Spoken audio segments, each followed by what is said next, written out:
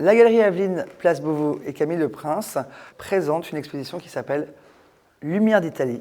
Lumière d'Italie, c'est une exposition qui permet d'accompagner la sortie d'une publication très importante d'un ouvrage qui a été écrit par Greta Cochet, qui s'appelle Le peintre du Marsyas de Milan, peintre qui a rayonné en 1520-1550 dans la région des Marches en Italie, dans les faïenceries d'Urbino.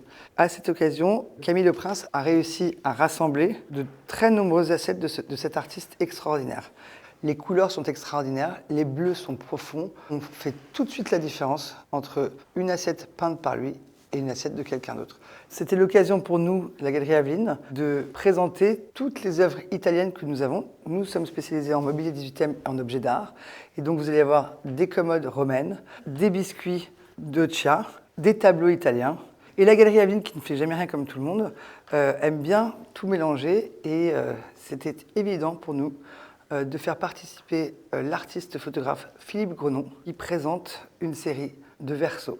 J'ai choisi les versos qui correspondaient à l'Italie et donc au peintre italien ou en tout cas au sujet italien. Et essentiellement là, c'est des versos issus du musée du Louvre. En fait, les conservateurs s'intéressent aussi à ce projet. C'est quelque chose qui leur est naturel.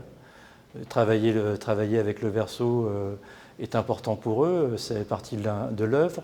Et donc, ça les intéressait de sortir du point de vue scientifique pour aborder un aspect artistique qui n'était pas usuel pour eux. Et donc, c'était intéressant à tout point de vue.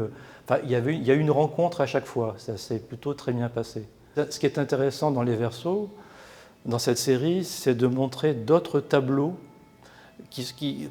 d'autres tableaux construits par le verso. Des versos qui sont potentiellement d'autres tableaux, qui deviennent d'autres tableaux, par l'intérêt plastique qu'ils génèrent. Donc, c'était une image qui m'évoquait en fait une peinture abstraite. C'est une autre œuvre, totalement, même si effectivement elle fait partie intégrante de la première.